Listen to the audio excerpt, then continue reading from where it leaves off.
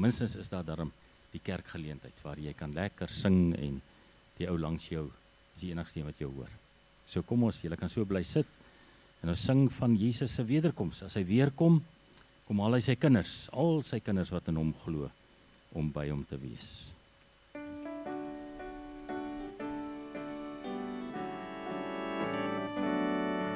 As hy weer kom, kom haal hy sy kinders, al sy kinders wat in hom glo, om by hom te wees. Ja, ons wag op die Here, en ons sing tot sy ere. Hy kom weer verseker, om ons te kom haal. By die Vader, maak hy vir ons woonplek, sodat almal wat in hom glo, ook by hom kan wees. Ja, ons wag op die Here, en ons sing tot sy ere. Ja, hy kom weer verseker, om ons te kom haal. Hy's die weg en hy's die waarheid, die lewe vir elkeen, sodat almal wat in hom glo, vir ewig sal leef. Ja, ons wag op die Here, en ons sing tot sy ere. Ja, hy kom weer verseker, om ons te kom haal.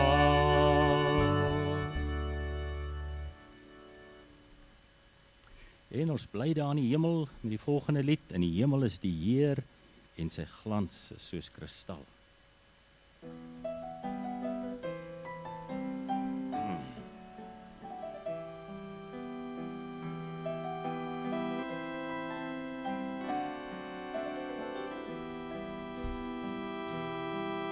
In die hemel is die Heer, en sy glans is soos kristal.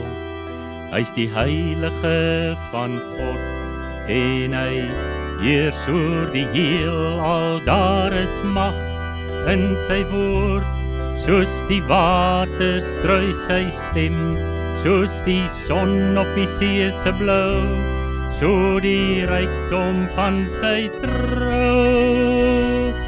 Want aan U is die mag, en die heerlikheid en krag, en aan U is die eer, en die lof aan U regeer. U regeer.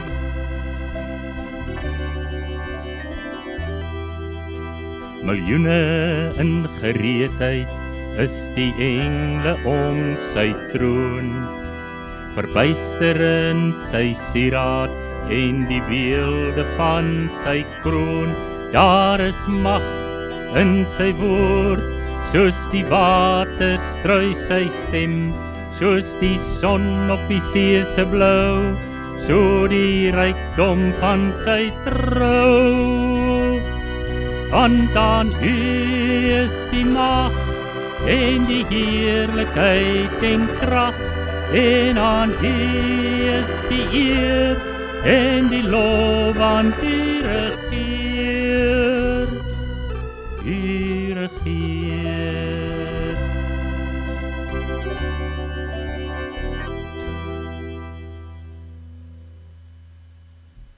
En dan 'n laaste lied.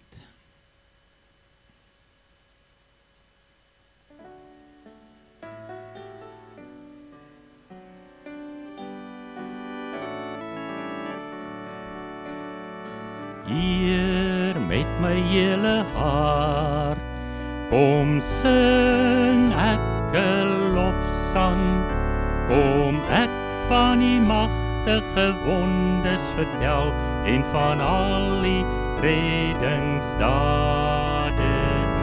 Hier met die hele hart, kom sing ek 'n lofsang, ek wil oor U altyd bly en vrolik wees, ek wil U naam besing. Ek wil oor U altyd bly en vrolik wees. Halleluja. Heer, met my hele hart, kom sing ek 'n lofsang. Kom ek van die magtige wonders vertel en van al die reddingsdade. Heer, met my hele hart, kom sing ek 'n lofsang. Ek wil oor U altyd bly en vrolik wees. Ek wil U naam besing. Ek wil oor U altyd bly en vrolik wees. Halleluja.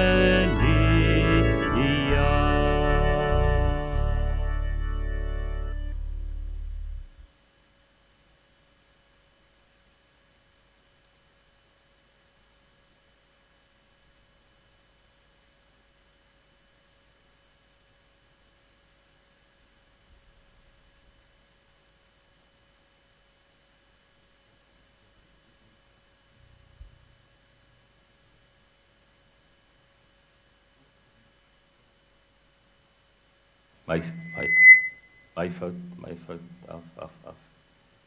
Asseblief, nog 'n bietjie sagter, Rikus. Jy kan hom maar nog sagter, dit voel vir my iewers, kom ek baie hard deur. Kan hy nog, as hy weer kom, ja, daai klink beter. Kom ons begin met ons chocolaatjies, Leandrie, Sunay, en ek weet nie of julle besoekers is nie, daai kinders daar agter. Hulle is welkom om vorentoe te kom, julle help chocolates uitdeel, maar as julle dalk besoekertjies is, dan kan julle net daar bly sit, want dan gaan julle chocolates kry. So, your choice. Maar dan moet ek vir jou sê, as jy help uitdeel, kry jy 2 chocolates. So, vinnig heroorweeg en dan besluit julle. Kom ons hoor, wie het vreugdes hierdie week beleef? Ek weet van een ou vir wie ons dit moet stuur.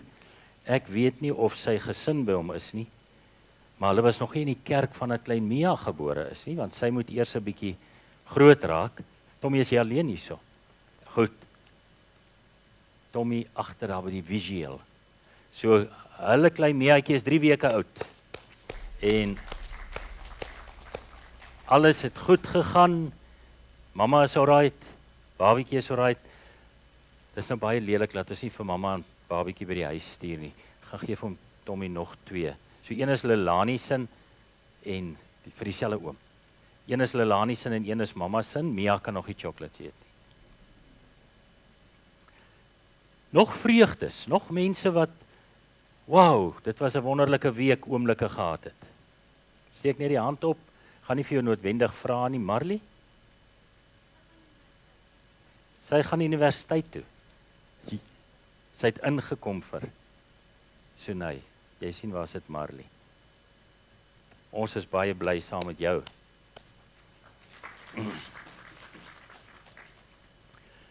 Dan kyk ek. Hoe gaan dit met die vis? By die vis. OK. Die vis byt nie. Ek moet tog vir julle sê, ons het so 'n paar hengelaars in die gemeente. Hulle effort, daaraan ontbreek niks, maar die buite gebeur nie. Niks ander vreugdes nie. Hoe gaan dit met Bianca? Goed, bly julle is by ons. Dan sterktes. Wie gaan dalk 'n moeilike tyd in, wie gaan 'n operasie kry, wie gaan of wie het hartseer nuus die afgelope week. So dis nie net wat gaan kom nie, iemand dalk hartseer nuus gekry. Vergeet altyd om uit te kyk. Niks, ons is bly oor daai dat hulle nie te gereeld gebeur nie. Dan ons verjaarsdag. Vandag verjaar, kan ons gou kyk, Tommy, Karina Frank, maar hulle sal nie weet nie, want sy speel orgel by 'n ander kerk. En dan in die week Elsabie Joubert, ek het haar nie sien, in kom nie, Michael. dis my favourite, so ek stuur hom vir jou. Leandrie, weet jy wat, weet jy hoe lyk Michael? Michael steek net gou. Is 'n groot verjaarsdag, Michael, 16, is dit? Jep, baie geluk. En ek is hierdie week weg, so ek gaan dalk nie by my boek wees om te sien Michael verjaar nie, so by voorbaat, baie geluk, om Gawie gaan dalk nie onthou om vir jou te bel nie. Dit is watter dag? Vrydag. Yep. En dan Pieter Toxepeus, ek het hulle nie sien inkom nie. Nee, so dit is die verjaarsdag. Dan bly daar een kategorie oor, en ek is so bly, ons het vandag sulke mense by ons, en kyk, hulle kry almal flakes. Niksige klein chocolaatjies, ordentlike chocolates. Koert, baie welkom by ons erediens. Maak net so Koert, laat sy net sien waar sit jy. En dan net voor, ag ek stuur sommer, so, die jonge dame, gee jy my eers vir haar, so nee, Leandrie, net agter daai dametjie, sit 'n oom. Sien jy, hierso waar Sissie nou was? Net agter.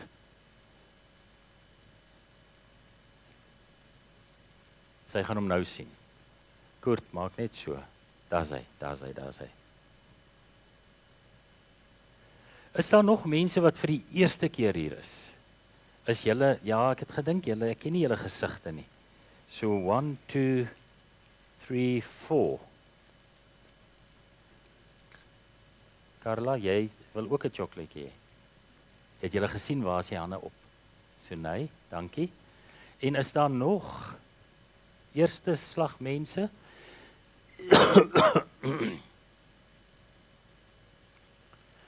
Julle wat besoekers is, hierdie dingetjie wat ek vir julle stuur, is sommer net so iets oor ons gemeente, inligting, en Tommy, sal jy vir Jolise herinner, ek het enetjie oor, so this is the last one. As sy vir ons weer kan druk, asseblief. Julle het so hard gewerk, ek kan nie vir julle 'n Freddo gee nie, vat liewer 'n flyk. Baie dankie.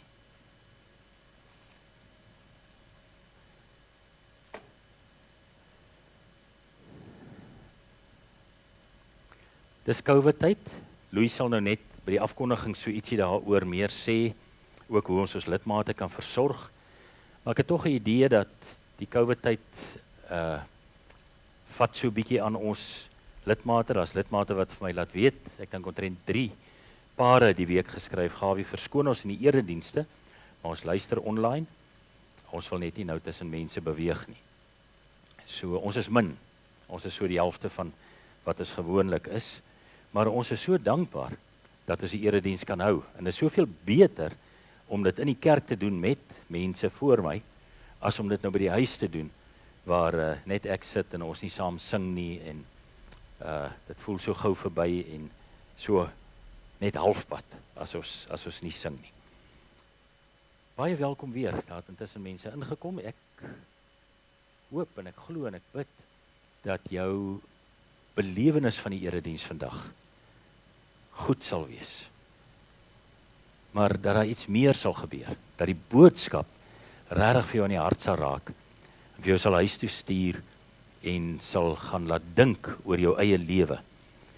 Ons boodskap tema is, moenie te gou die onkruid uittrek nie. Ek het verlede week begin, en dis nie regtig 'n reeks nie, hierdie het sommer net natuurlik die volgende tema geraak. Verlede week het ons by die saaier stil gestaan, en ook by Matteus 7. Nie elkeen wat vir my sê, Here, Here, sal die koninkryk van my Vader ingaan nie, maar net hy wat die wil van my Vader doen.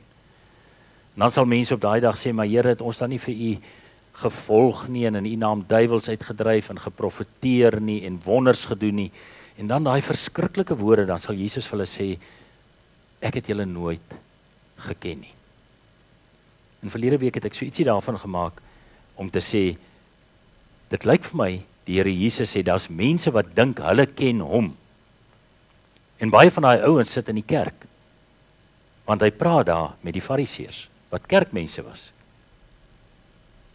Maar hulle sal eendag hoor, hulle wat dink hulle die Here geken, Jesus het hulle nooit geken nie.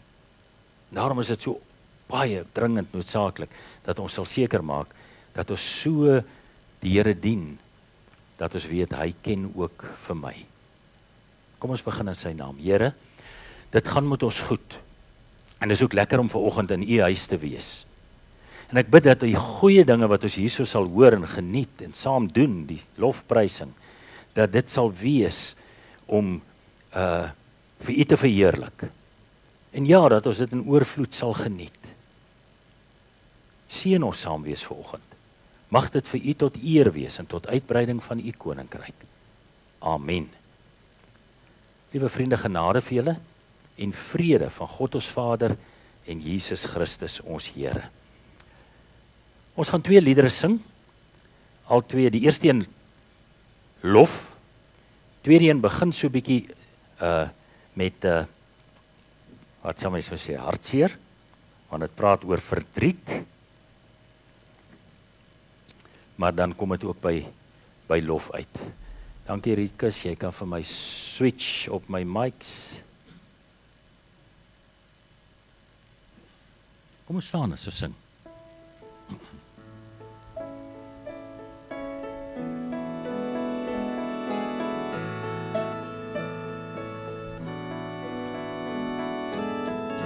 My Jesus, verlosser, Heer, daar is niemand soos U. My hele hart en al wat ek is, bring aan U die lof en eer.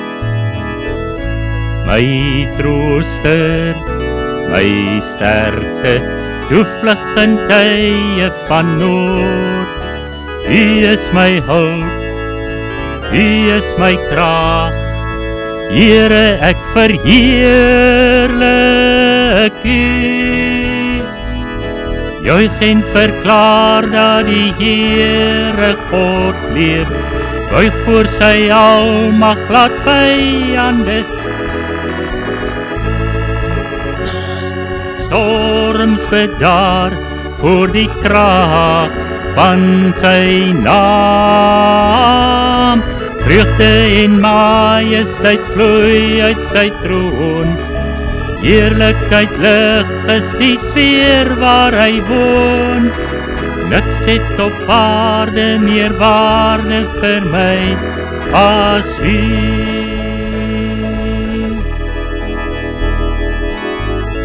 My Jesus, verlosser, Heer, daar is niemand soos U. My hele hart en al wat ek is, bring aan U die lof en eer. My trooster, my sterkte, toevlug in tye van nood.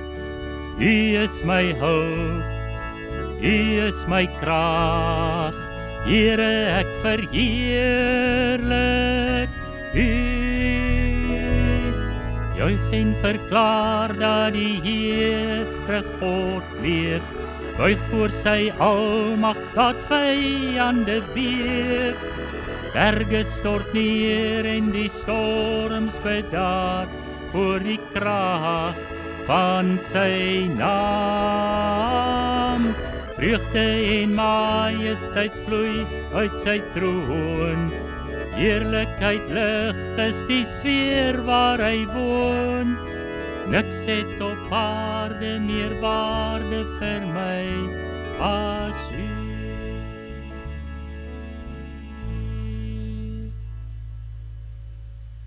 Dan 'n baie ou bekende, halleluja.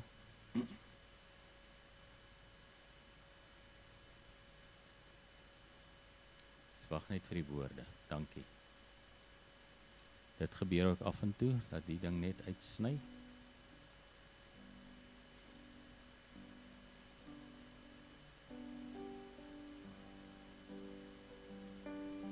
Het die woorde by die vorige lied ook afgegaan?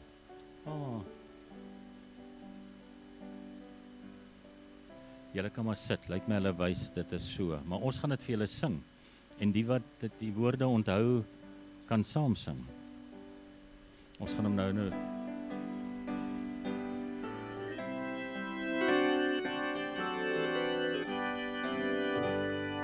Kom tot die Heer met al jou verdriet. Kom nou na hom wat redding jou bied. Hy het sy bloed vir sondaars vergiet. Hoor nou sy roepstem kom. Heerlik, heerlik sal die vreugde toon. Eenmaal klink waar vrygekooptes woon. As ons vergader rondom sy troon, daar waar Gods engele staan. Kom sondaars almal, hy roep u kom. Spring op van vreugde, verbly hulle in hom. Voordat sy roepstem eendag verstom, kom tot my sondaars kom. Heerlik, heerlik sal die vreugde toon. Eenmaal klink waar vrygekooptes woon. As ons vergader rondom sy troon, daar waar Gods engele staan. Nou weet ek sommer hoe oud julle is. Die wat so gesit het, is onder 40. Die wat so gesing het, is bo 40. En dan is daar die paar ouens wat nie afval die sing nie. Hulle hou nie van sing nie. Hulle roer net hulle lippe so. Hulle is ook bo.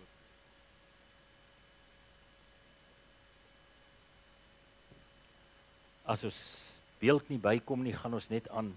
Ons gaan nie wag daarvoor nie. Tommy, is dit 'n major probleem? OK, maar jy werk daaraan. Ons gaan aan met die erediens. Die belangrike waar ons die woorde moes sien, is verby. Ons hoef nie noodwendig vir die skriflesing alles te sien nie. Ek het vandag met 'n doel Matteus 25 as riglyne vir die wet gekies. So as jy jou Bybel het, lees saam met my, blaai Matteus 25 vers 31, die baie bekende vers 31. En ek sal in die prediking daarna verwys.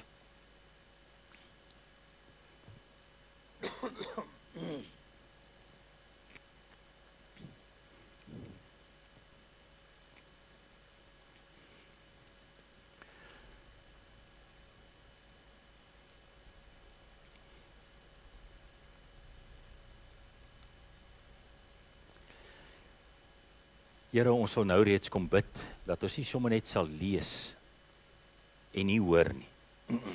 Ons vra dit vir hierdie gedeelte, wat ons as riglyne lees, en ons kom bid ook sommer nou net as ons die gedeelte waaroor die boodskap gaan, uit Matteus 13 gaan lees. Wil U deur die Heilige Gees vir ons kom aanraak, Here, wil U gee dat ons dit, wat ons moet hoor, dat ons dit sal hoor. En dit mag verskil van persoon tot persoon. Ek wil een ding kom vra, Here, dat U dit asseblief so sal werk, dat die boodskap vandag op goeie grond sal val. As ons nou dink aan verlede week se boodskap, dat daar regtig niks tussen die dorings en die dussel sal val, waar sorge dit verdring en dit gou laat kooi nie.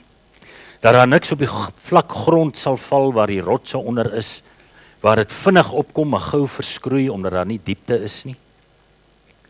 En dat daar ook niks op die pad sal val nie, waar die voëls kom en dit oppik. En voordat dit nog enigiets gedoen het, is dit weg uit ons gedagtes uit nie. Maar Here, dat die woord vandag, hierdie gedeelte en ons teks vir ons skriflesing later, dat dit op goeie grond sal val, waar dit ontkiem later, wortel skiet, begin groei en éventueel vrugte dra. Kom doen dit vir ons. Ons bid dit in Jesus naam. Amen. Daar kom 'n dag wat Jesus weer aarde toe sal kom om te oordeel. Hy en die engele. Lyk my hulle doen die oordeelwerk. En dis waar vers 31 begin. Wanneer die Seun van die mens in sy majesteit kom en al die engele saam met hom, sal hy op sy koninklike troon gaan sit. Al die volke sal voor hom bymekaar gebring word en hy sal die mense van mekaar skei soos die wagter die skape van die bokke skei. Die skape sal hy regs en die bokke links van hom laat staan. Dan sal die koning vir die aan sy regterkant sê: Kom julle wat deur my Vader geseën is. Die koninkryk is van die skepping van die wêreld af vir julle voorberei. Neem dit as erfenis in besit. Want ek was honger en julle het my iets gegee om te eet. Ek was dors en julle het my iets gegee om te drink. Ek was 'n vreemdeling en julle het my gehuisves. Ek was sonder klere en julle het vir my klere gegee. Siek en julle het my verpleeg in die tronk en julle het my besoek. Nou wil ek hê jy moet daarop let dat die goed wat die Here Jesus hier noem is goed wat enige een kan doen. Hy sê nie ek was siek en jy het my gesond gemaak nie. So hy praat nie net met die geneesheere nie. Hy sê ek was siek en julle het my verpleeg, versorg. Hy sê ek was in die tronk en hy sê nie en julle het my kom bevry nie. Hy sê ek was in die tronk en julle het my kom besoek. En so kan ons op elkeen van hierdie voorbeelde vat. So hy verwag nie van ons goed wat spesialiswerk is nie. Hy verwag net van ons meelewendheid, betrokkenheid, omgee vir mekaar.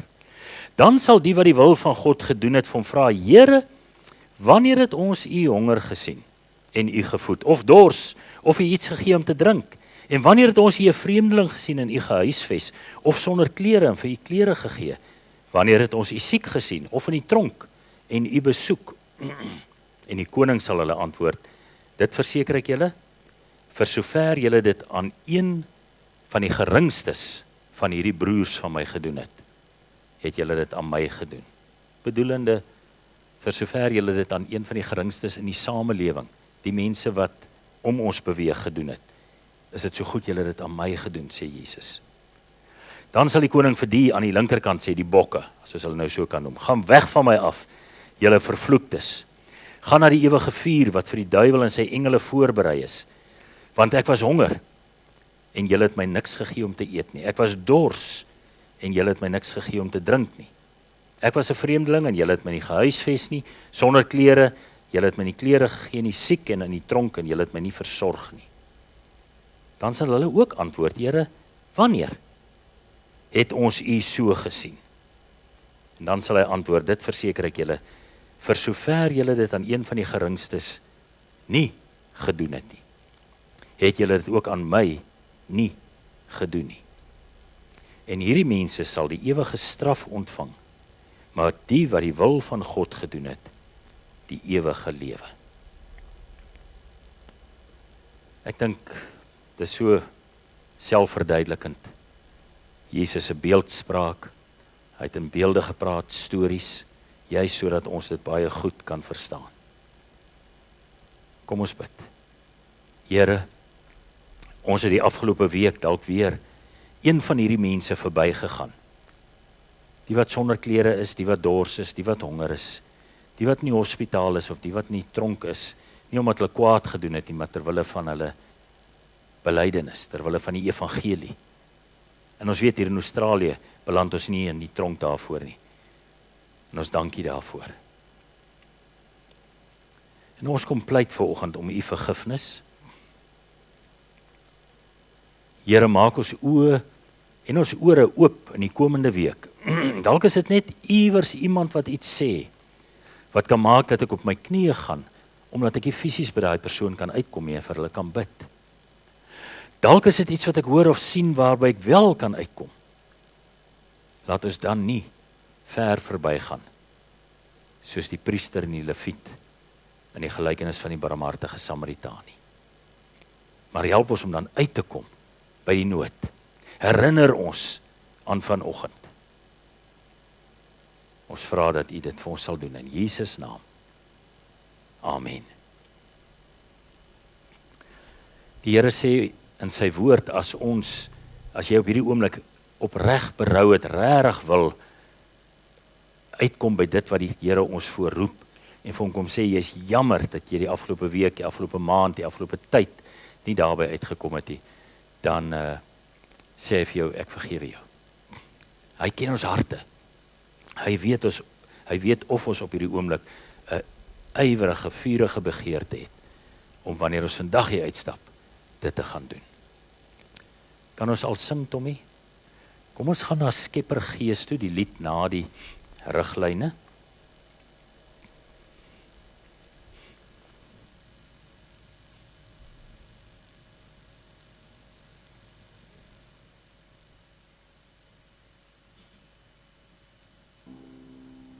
Kom ons staan.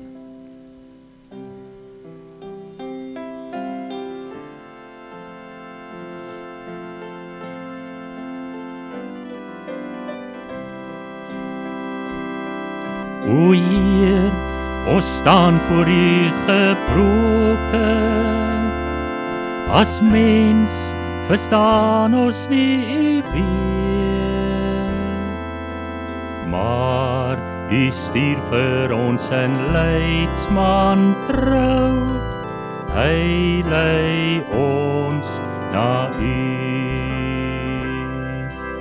Kom o Skepper Gees, lewendmakend Gees, kom in al U volheid, U krag, lei my in die waarheid, leer my van U seën, wees U ook my trooster. Kom o Skepper Gees. O Heer, ons staan voor U gebroken. As mens verstaan ons nie U weer, maar U stuur vir ons 'n leidsman trou. Hy lei ons na U. Kom o Skepper Gees, lewendmakend Gees, kom in al U volheid, kom in al U krag, lei my in die waarheid, leer my van U seën, wees U ook my trooster. Kom o Skepper Gees.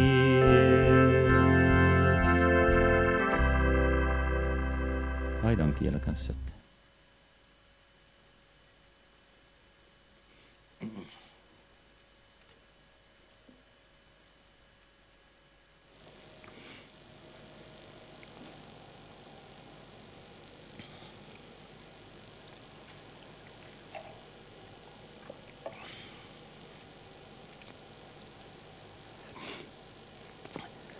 So ons blaai na Matteus 13. Verlede week het ons die saaier boodskap uit Lukas gaan haal, maar as jy nou by Matteus 13 oop is, sal jy sien Matteus 13 vers 1 en dan weer later, hier vanaf vers 18, handel juis oor die gelykenis van die saaier. Dis een van die gelykenisse wat in Markus en in Lukas ook gerapporteer word, of deur hulle gerapporteer word. Maar dan Lukas en Markus het nie die volgende gelykenis nie. Die gelykenis van die onkruid tussen die koring. Dis net Matteus wat daaroor praat. So ons gaan vandag 'n bietjie daarna kyk. Ons het gebid. Ek begin lees vers 24, Matteus 13. Hy het nog 'n gelykenis aan hulle voorgehou. Die koninkryk van die hemel kan vergelyk word met 'n man wat goeie saad op sy land gesaai het. Eendag, toe die mense slaap, het sy vyand gekom en onkruid tussen die koring gesaai en verdwyn. Toe die groen koring opskiet en in die aar begin kom, het die onkruid ook sigbaar geword. Die slawe van die boer kom sê toe vir hom: meneer, het u nie goeie saad op die land gesaai nie? Waar kom die onkruid dan vandaan? Hy antwoord hulle: dit is 'n vyand se werk. Die slawe sê toe vir hom: wil jy hê ons moet dit gaan uittrek? Nee, sê hy, as julle die onkruid nou bymekaar maak, sal julle die koring saam uittrek. Laat albei saam groei tot met die oes. In die oestyd sal ek vir die wat oes sê: maak eers die onkruid bymekaar, bind dit in bondels om dit te verbrand, maar bring die koring na my skuur toe. Dan volg daar 'n ander kort gelykenis oor die mosterdsaad en die suurdeeg. Maar kom ons lees die verklaring van die gelykenis wat ons nou net gelees het. Dis vanaf vers 36. Daarna die seun van die mense af weggegaan. Daarna het Jesus van die mense af weggegaan huis toe. Sy disippels kom toe by hom en vra: verduidelik tog vir ons die gelykenis van die onkruid in die land. Nou moet ek miskien by sê, ek het dit verlede week gesê, dat Jesus aanvanklik hierdie gelykenisse vertel met die fariseërs en die skrifgeleerdes in gedagte. Dit sien ons vroeër in Matteus 13. Maar hierso dan nou kom sy disippels alleen na hom toe en sê: Here, verduidelik vir ons hierdie gelykenis. Jesus antwoord, vers 37. Hy wat die goeie saad saai, is die seun van die mens. En dit het ons verlede week ook gehoor. Wat saai, party saad val op die pad, ander soos wat ek dit in die gebed genoem het. Die saailand is die wêreld, ons. Die goeie saad, dit is die mense van die koninkryk. Die onkruid is die aanhangers van die bose. Die vyand wat die onkruid saai, is die duiwel. Die oes is die volëinding van die wêreld. En die wat oes, is die engele. Soos die onkruid bymekaar gemaak en met vuur verbrand word, so sal dit by die volëinding van die wêreld wees. Die seun van die mens sal sy engele stuur, en hulle sal uit die koninkryk verwyder almal wat ander mense in sonde laat val, en almal wat die wet van God oortree, en sal hulle in die brandende oond gooi. Daar sal hulle huil en op hulle tande kners. Dan sal die gelowiges in die koninkryk van hulle Vader skitter, soos die son. Wie ore het, moet luister. Ons lees net tot daar. Ek gaan vandag, en ek moet dit sê, anders sal dit bietjie plagiaat wees. Ek leen vandag, kom ek sê liewer so, baie ryklik by 2 predikers. Ek het die teks gelees, ek het dit die eksegese gedoen, en dan as ek kan, kyk ek altyd, wie het al daaroor gepreek? Wat kan ek nog hoor wat ek nie gehoor het nie? So ek leen vandag baie ryklik by Johan Silje, dis een persoon. Hy is dalk aan almal so bekend nie, en dan ook meer bekend by Marie Jansen, wat baie van julle ook die bo 40s sal onthou.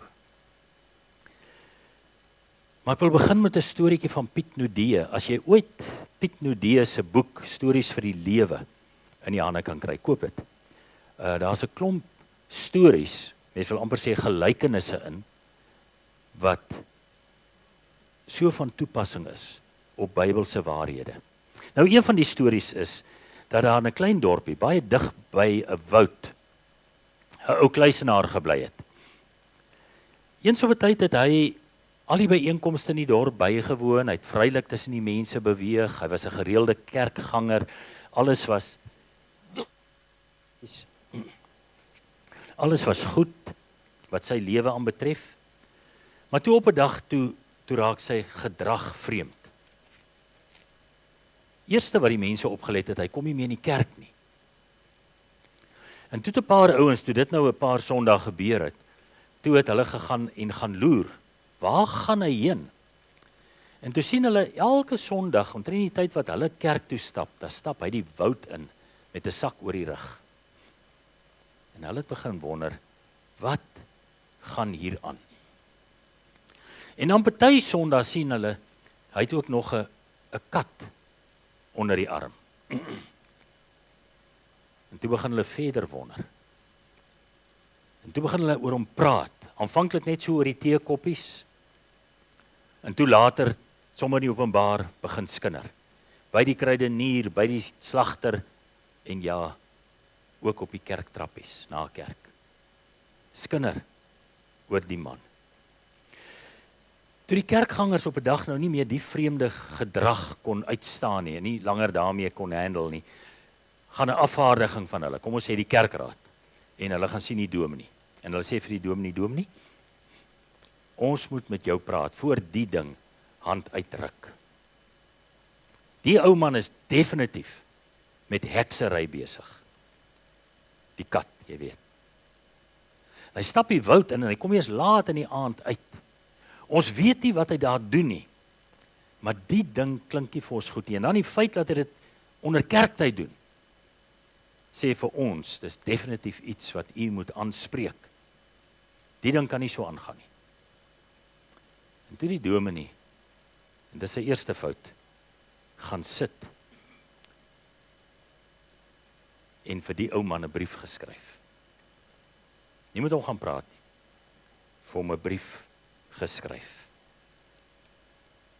En hy skryf vir hom onder andere, dat die ding wat hy nou doen, is onrusbarend, groot woord. Dit skreeu ten hemele. En hy wil net vir hom laat weet, tot tyd en wyl hy weer kerk toe kom, is hy onder streng sensuur. Dit is altyd vir my die snaakste, dat mense iemand onder sensuur kan sit, wat nie kerk toe kom nie. Want al wat jy dan vir hulle sê, is nou mag jy nie meer kerk toe kom. Hulle het in elk geval die kerk toe gekom. Jy kan om ander redes dalk met ouens praat. En tug toepas. Maar hy is nou onder streng sensuur, en tot tyd en wyl hy sy Sondag ekspedisies los, en weer kerk toe kom, is hy nie langer welkom in die kerk nie. En dan 'n slotparagraaf, net om die laaste nail, die laaste spyker in die doodskis te slaan. Hy moet onthou, die ou man, daar kom 'n dag wat hy sal sterf. En dan het hy tog seker 'n kerk nodig, wat hom moet begrawe. So dink daaraan. Die ou man het egter voortgegaan, hy het nie gereageer op die brief nie, voortgegaan met sy afgelope maande se gebruike. En toe kom die dag waarna die dominee in sy slotparagraaf verwys het. Toe sterf hy. Die dorp se begrafnisondernemers het nie omgegee vir hom nie. 'n Lijkswaard het van die naburige dorp gekom om die lijk te kom haal, en hy is begrawe nie uit 'n kerk nie en in 'n vreemde begrafplaas. Maar die volgende dag, toe kom die prokureur van die naburige dorp na die dominee toe met 'n brief, want die brief was geadresseer aan die dominee. En toe die dominee dit oopmaak en hy kyk gou-gou van wie af dit kom, toe sien hy onderaan van die ou man. En dit lees toe as volg: Liewe dominee, ek vra om vergifnis vir my vreemde gedrag. Maar as ek in my lewe verduidelik het wat aan die gang was, sou mense my die dorp verbied het. En sou ek die dorpsmense nooit weer gesien het nie. Daar in die woud, waarheen ek elke Sondag gegaan het, het ek een ander dag, voor ek Sondag soontoe begin gaan het, op 'n klomp melaatses afgekom, wat geen heenkome gehad het nie. Hulle was uit hulle huise en hulle dorpe verjaag, en hulle daar in die bos 'n sukkelbestaan gevoer.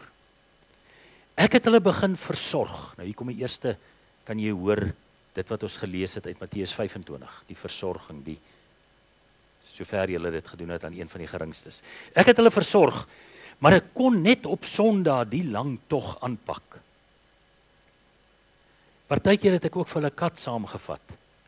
Hulle het so behoefte gehad om iets te streel wat nie vir hulle gril nie.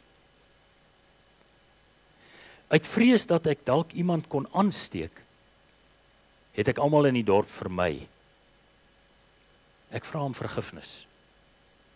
Ek vra ook of u nie asseblief na my heen gaan, die melaatses verder sal versorg nie. En sommer ook my katte asseblief. En toe onderteken hy dit. 'n Groot woord vir dit wat hierdie dorpsmense, hierdie kerkmense gedoen het, is die volgende: vooroordeel. Ons het die Afrikaanse woord In Engels werk dit ook lekker toe ek nou die preek vertaal vir die Engelse mense wat luister. Prejudice, pre-justice, as jy dit by mekaar gooi. Vooroordeel. Ek wil waag om te sê, ons almal lei daaraan. Kom ons kyk weer na die woord. Dit is om voor die tyd te oordeel.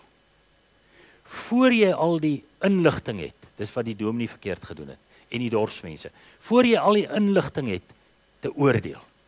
Kan natuurlik ook beteken, dat jy voor die eindelike oordeel, waarvan ons gelees het, Matteus 25, wanneer Jesus kom, en die engele sal oordeel, hy en die engele, dat jy dan reeds oordeel. Dit wat eintlik tuis hoort by die eindoordeel, waar die skape en die bokke geskei word, dit doen mense sommer hier op aarde, vinnig. Ons skei sommer klaar, met dit wat ons in gedagte het, sonder om te kontroleer, die skape van die bokke. En baie interessant, ons sit onsself altyd gewoonlik daarom hier aan die veilige kant, by die skape. Nou die Fariseërs was 'n goeie voorbeeld van hierdie, wil ek amper sê, al te menslike neiging. Hulle het 'n baie streng klassifikasiestelsel gehad, waar hulle baie mooi kon bepaal, of jy nou dit gaan maak in die koninkryk van die hemel, of dit nie gaan maak nie. Hulle kon, so het hulle gedink, baie duidelik sien wie is die bokke, deur sommer net so in jou oë te kyk, en wie is die skape. Hulle het klomp geskrifte gehad, wat mooi uitgespel het, hoe jy hierdie klassifikasie kan doen. En hulle het gedink, yes, ons is die ouens, wat die paal gaan haal, en dan is die ander natuurlik die ouens wat dit nie gaan maak nie. En toe kom die lang verwagte Messias, Jesus. En toe kom krap hy alles deur mekaar. Hulle klassifikasiestelsels, hulle sisteme, hulle grense wat hulle gelê het, alles kom breek Jesus deur. Hy is soos daai, wil ek amper sê, wille bees wat 'n skaap, wat 'n lyndraad plat loop en deurbreek, of 'n bok wat bo oor die goed spring. Want hy eet nie net saam met sondaars en praat met hulle en gaan in hulle huise in nie. Hy gee ook tyd aan tollenaars en ja, prostituie. Dit kan nie, sê die Fariseërs. So kan dit nie werk nie. En dadelik begin hulle weer klassifiseer. En julle sal onthou, hulle sê, hy is van die duiwel. Hy is die aanvoerder van die duiwels. Ons is die wat dit gaan maak. En die sad is, baie min van hulle gaan dit maak. Ja, daar is die enkeles, dink aan 'n Paulus, hy was mos ook 'n Fariseer, en Nikodemus was deel van die raad, daai Joodse raad, die ou wat een nag vir Jesus kom besoek het, omdat hy nie wou gehad het die ander Fariseërs moet hom sien nie, Johannes 3. So ons weet ten minste van daai twee Fariseërs, Paulus en Nikodemus, wat dit gemaak het. Maar die ander dalk nie. So met hulle in gedagte vertel Jesus hierdie gelykenis en lees my eie woorde net anders gerangskik weer saam met my. Baie eenvoudige gelykenis. 'n Man het goeie saad op sy land gesaai. En een nag, toe hy en sy mense slaap, het sy vyand gekom en onkruid tussen die koring gesaai en verdwyn. Toe die groen koring deur die grond breek en begin groei, het die man se werkers ontdek dat alles nie pluis was nie. Daar was onkruid wat tussen die koring gegroei het. Hulle kom toe met hierdie billike versoek: meneer, wil jy hê ons moet die onkruid gaan uittrek? Moet ons die goeie en die kwaad van mekaar skei? Moet ons gaan klaar speel met die kwade?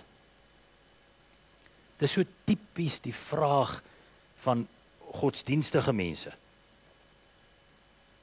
Want godsdienstige mense wil baie keer, ek sê nie dis julle nie, maar baie godsdienstige mense sal graag die voorsitters wil wees van God se fire and brimstone kommissie. Die vuur en swaal kommissie. En dit haal ek nie uit die lug uit nie. Onthou julle vir Jakobus en sy broer, wat vir die Here gesê het, Here, kan ons nie sommer vuur uit die hemel afbid om hierdie Samaritaanse dorpe te verdelg nie. Ja, gelowiges wil baie keer daai voorsitters wees. En toe gaan kyk ek, want dit herinner my toe, maar daar's nog 'n paar ouens wat so gevoel het. Dawid byvoorbeeld, die wonderlike Dawid, sal 'n baie mooi Psalm 139, hier na die einde se kant toe, vers 19, afsluit met: As U tog maar die goddeloses uit die weg wil ruim, o God. Gaan weg van my af, julle moordenaars. Julle wat bose planne smee, en so gaan hy aan. Here, as U dit tog maar net wil doen. Wil U nie sommer nou klaar speel? Kan ons nie maar die onkruid gaan uittrek nie? Dan reken ons mos sommer nou voortydig af met die ouens wat in elk geval eendag gaan hoor. En dan kom die antwoord van die plaasboer, van die Heer, eintlik teen alle verwagting in. Nee, sê hy. En hy gee sy rede: as julle die onkruid nou bymekaar maak, sal julle die koring saam uittrek. Laat al twee saam groei tot met die oes. Nou daar's twee redes, sê die skrif, die ouens wat bietjie die goed ondersoek het, want die redes word nie hier gegee nie, behalwe die rede dat julle sal dit saam uittrek. Die eerste rede is dat die koring en die onkruid het blykbaar in die beginstadium, as hulle nou opkom, baie na mekaar gelyk.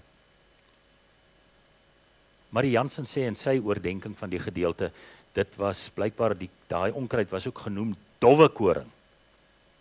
Hulle het net nie die koringkorrels gehad nie. Maar het baie soos koring gelyk. So kan ons net gou teruggaan na die eerste rede toe. Die boer het geweet dat die koring en die onkruid veral in die beginstadium van hulle groei baie na mekaar lyk. So jy sou, en dis die punt, jy sou jou baie maklik misgis, en dis wat hy hier sê. As jy dink, jy trek onkruid uit, en al die tyd is jy dalk al besig met die koring. En op die dag wanneer dit saad skiet en jy dit wil begin oes, kom jy agter, sonne, ek het eintlik 'n klomp koring uitgetrek. So nee, los dit. Maar behalwe dit, is daar 'n ander goeie rede. Julle weet mos nou hoe saai boere. En ek kan maar net dink aan hoe boere in die Hardap skema, waar ek vandaan kom, 2 gemeentes terug, hoe hulle gesaai het. Die plantproses is baie georganiseerd. Ek dink nie daai tyd het hulle so geplant nie, maar hulle het dit ook met die hand daai tyd gedoen, en die saad gaan ewe ver van mekaar af in die grond in, en dan is hulle ook ewe wyd uit mekaar. So jy het baie mooi reguit rye, en jy sien dit baie mooi as die gewas opkom. So as daar nou nog tussen daardie, kom ons sê hulle so ver uit mekaar, nou nog onkruid ook val, en die wortelstelsels begin, hulle loop neem en hulle begin vorm, want hulle moet eers sterk raak om hierdie gewas wat hoog groei, mielies, partykeer so, te dra met koppe aan, dan moet die wortelstelsel goed wees. Jy sal, as jy die koring wil uittrek, as jy die koring kan herken, bo die onkruid, as jy die onkruid kan herken bo die koring, as jy die onkruid uittrek, gaan jy 10-1 die wortelstelsel van die koring sodanig beskadig, dat die koring, die goeie gewas, ook skade ly. So jy verstaan die tweede punt. Jy kan nie die een uittrek sonder om die ander een ook seer te maak nie. Al weet jy watter een die koring en watter een die onkruid is. So dit die twee redes. En ek dink Jesus wil vir ons iets baie spesifieks daardeur sê, vir ons as kerk. In die eerste plek, hy wil vir ons daarop wys, dat God die kwaad in hierdie wêreld duld, terwille van die groter saak, terwille van sy saak, sy kerk, sy koninkryk, sê hy, kom ons wees geduldig met die kwaad. Want, en dit was my so mooi, dis wat God in gedagte het, Martin Luther het by geleentheid gesê, op God se saailand kan dit dalk gebeur, dat 'n botaniese wonderwerk plaasvind, deurdat onkruid in koring kan verander. Op God se saailand. Op die boer se saailand kan dit nie gebeur nie. Onkruid kan nie koring raak nie. Maar in God se saailand is dit 'n possibility, dat onkruid kan koring raak. Marie Jansen sê in sy oordenking, God boer immers met genade. En as mens daaraan gaan dink, hoeveel gelykenisse, veral die saadgelykenisse, spreek nie van God se genade nie.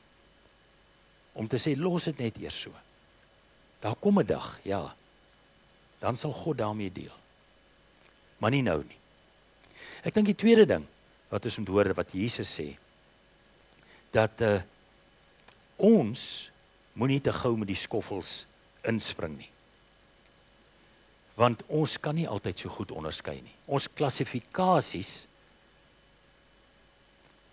klassifisering, Tommy, net die volgende een, dink ek,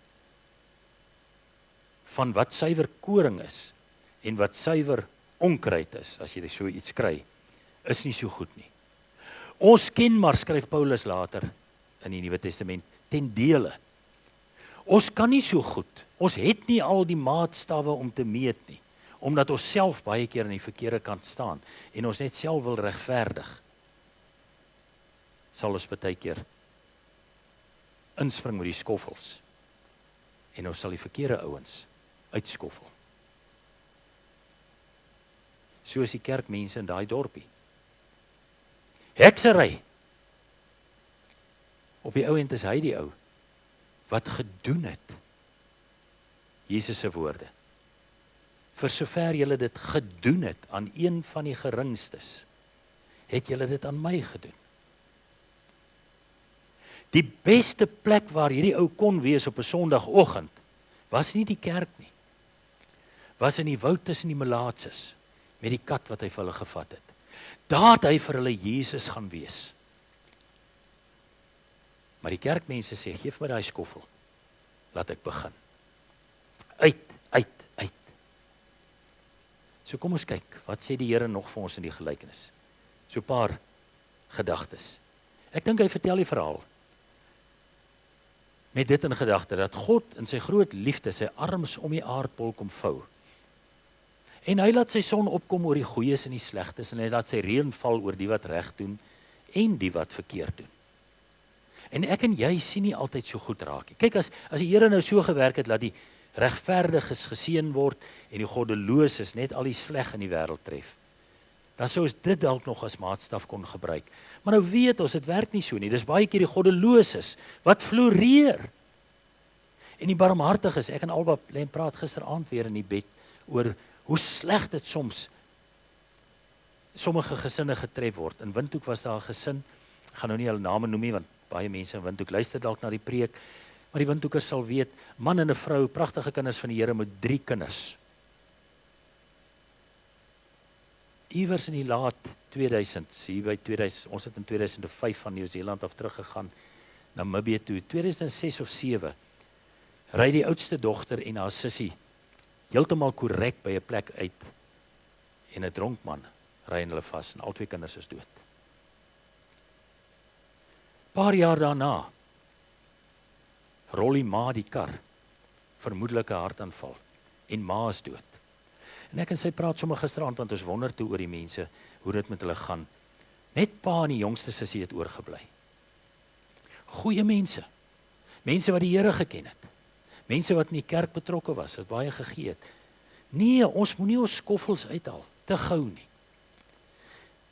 Want die Here laat sy son opkom oor die goeies en die slegtes, en hy laat reën op die goeies en die slegtes.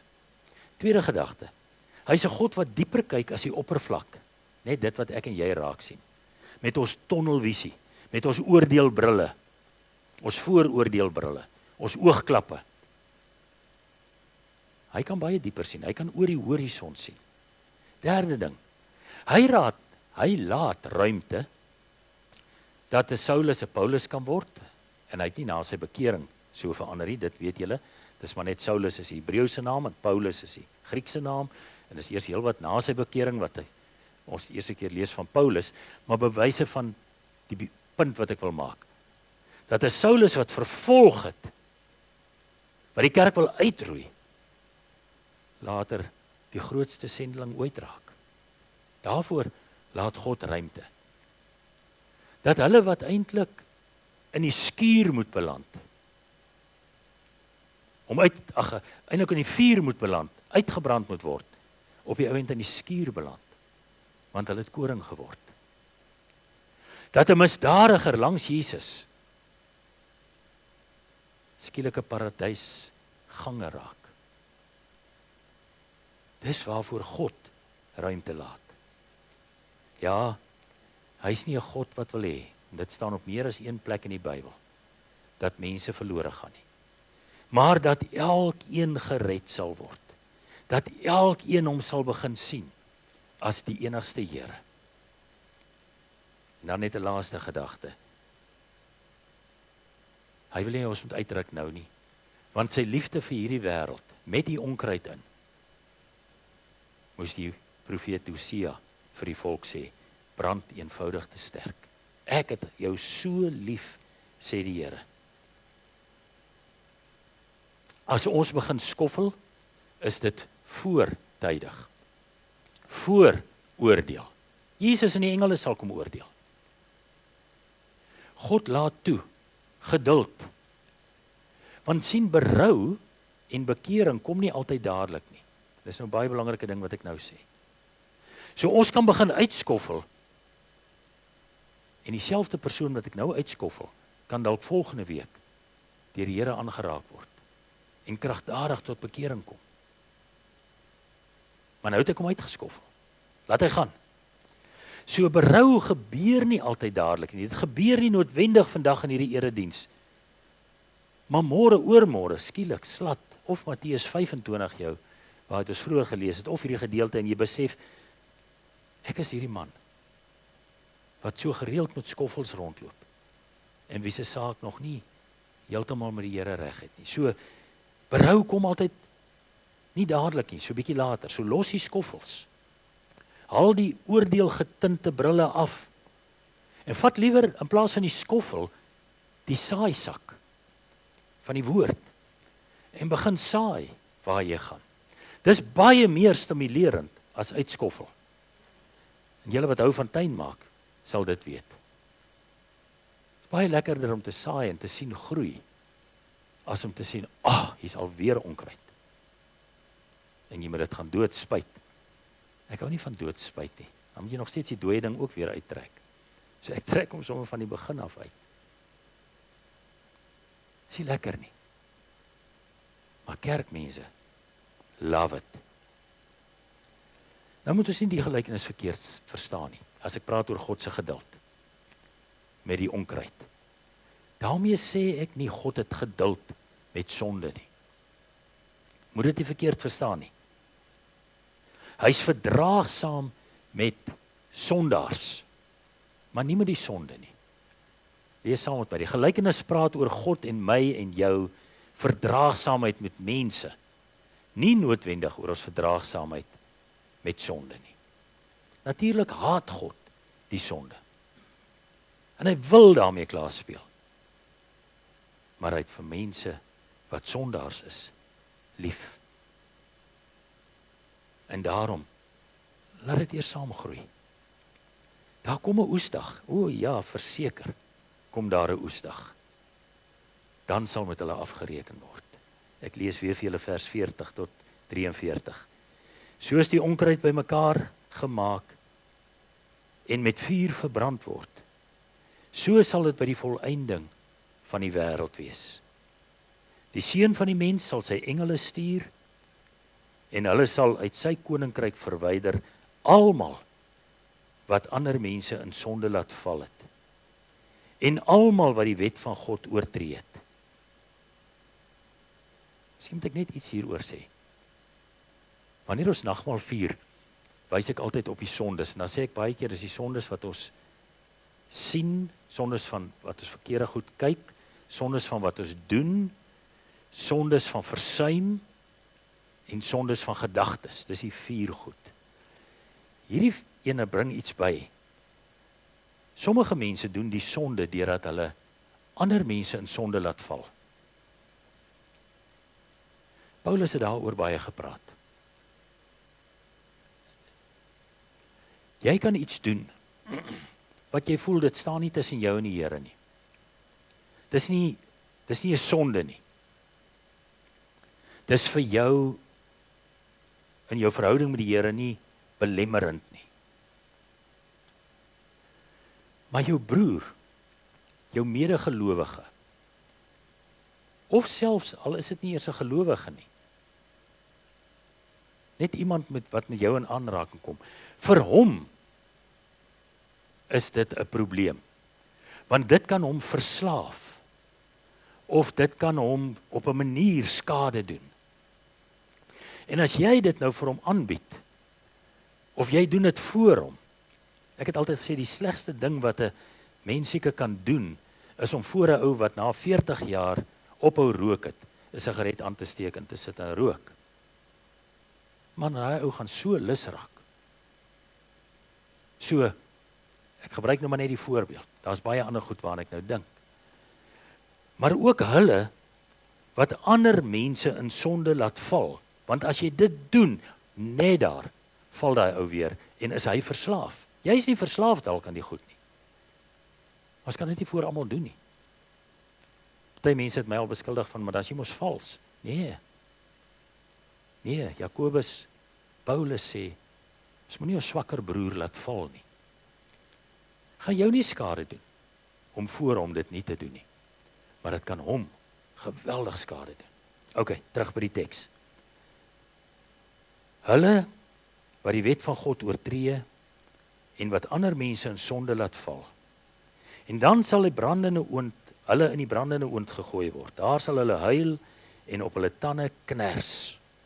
Dan sal die gelowiges in die koninkryk van hulle Vader skitter soos die son. Wie ore het, soos ons almal, moet luister. God sal oordeel, verseker. Maar dit is nie vir my en jou om voor die tyd te oordeel nie. Gaan versorg eerder die melaatses. Amen. Here ons God, wat 'n woord, wat 'n gedagte, hoe toepaslik is dit nie ook in ons lewens nie. Hoe ons mis die melaatses. Elke dag. Vergewe ons. Open ons oë, open ons harte. Laat ons sien deur u oë as ons na mense kyk. Laat ons iets van u hart wat brand vir verlore gaande mense, dat ons dit begin kry. Sodat ons soos u geduldig kan wees, soos u kan omgee, soos u betrokke kan bly by hulle wat dit nodig het. Selfs hulle wat op pad is om verlore te gaan. Dat ons die Gees sal vertrou dat u onkruid koring kan maak. Help ons daarmee, Here. Ons vra dit in Jesus naam. Want net u, deur u Gees, kan dit vir ons doen.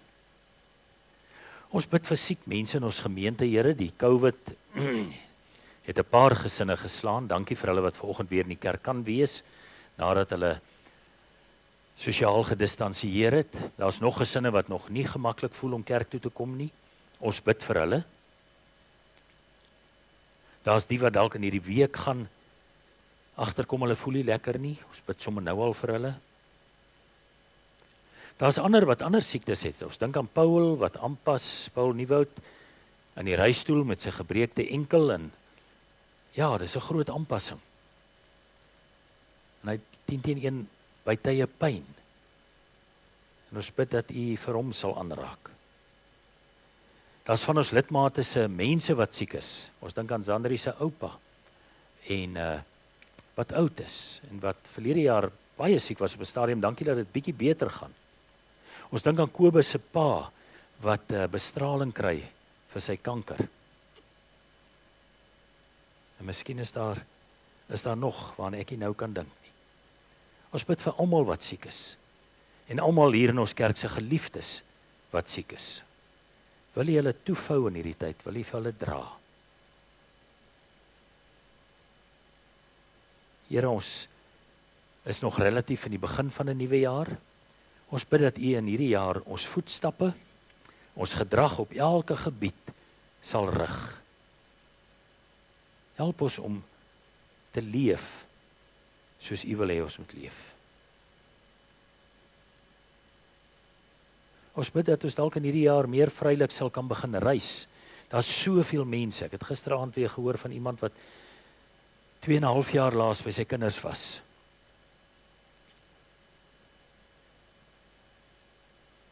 En dalk is daar 'n klomp sulke mense. Ons bid, Here, dat oumas en oupas hiernatoe sal kan reis om hulle kleinkinders te kom sien, hulle kinders te kom sien, en dat mense hier vanaf sal kan gaan reis om hulle ouers te sien. Of dalk hulle kinders wat ver bly. Dankie dat ons dit vir U kan vra.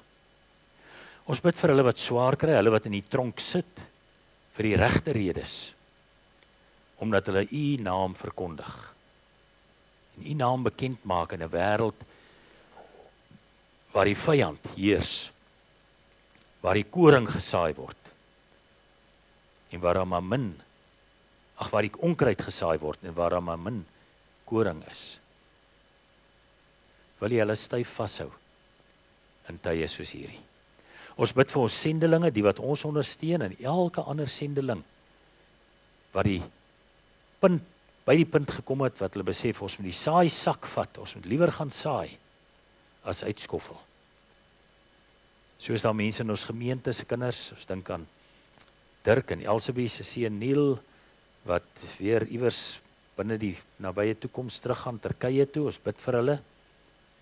Ons bid vir ons sendingwerkers in Indië, Madagaskar, Mosambiek, Namibië. Seën hulle, sterk hulle, gee vir hulle, Here, wat hulle nodig het. En hou hulle moedig, hou hulle sterk in die geloof.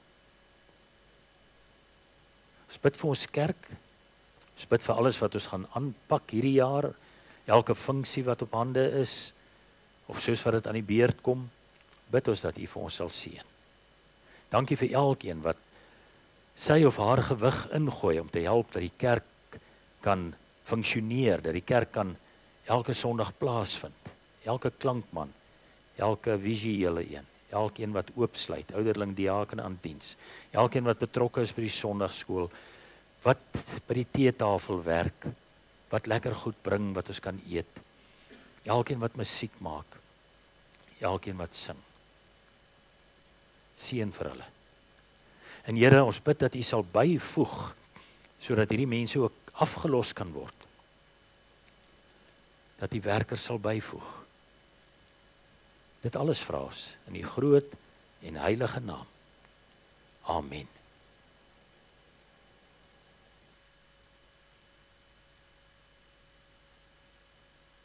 Sluit met 'n slotlied.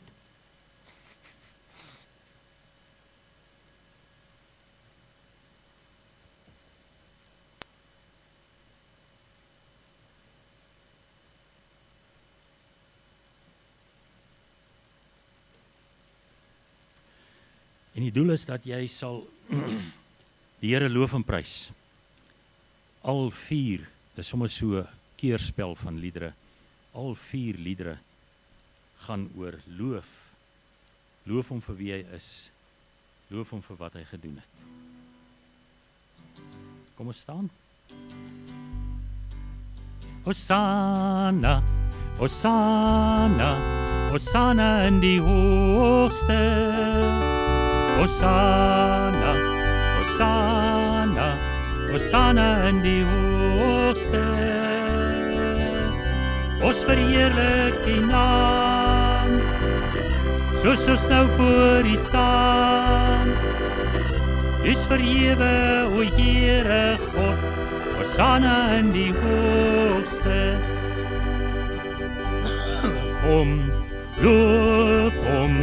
Loof die koning en die Heer. Loof hom, bring aan hom die lof en eer. Heer, ons bring U die eer. U is ons koning en Heer. Word verheerlik, o Heere God, Hosanna in die hoogste. Eer aan die koning van die konings, eer aan die koning van die konings. Jesus is sy naam, Jesus is sy naam, hy leef en heers in ewigheid. Eer aan die koning van die konings, eer aan die koning van die konings. Jesus is sy naam, Jesus is sy naam, hy leef en heers in ewigheid. Jesus is sy naam, Jesus is sy naam, hy leef en heers in ewigheid. Hy is die koning van die konings, hy is die Here van die Here. Sy naam is Jesus, Jesus, Jesus, Jesus, loof hom, hy is Heer. Hy is die koning van die konings, hy is die Here van die Here.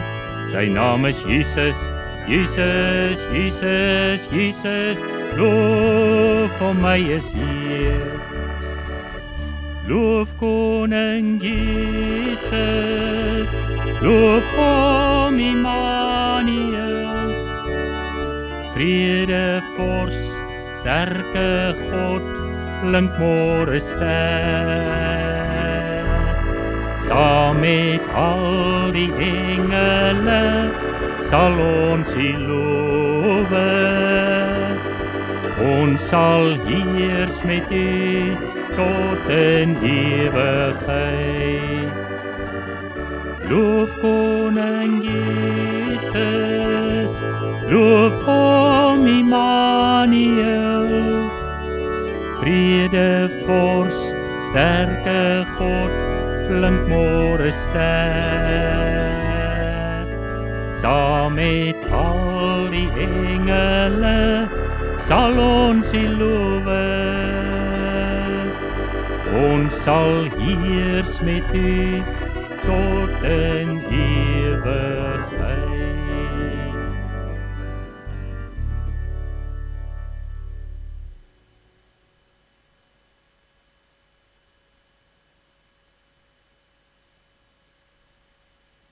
En die gemeenskap van die Heilige Gees bly met elkeen van julle. Amen. Kom ons sit so oomblik net vir enkele afkondigings.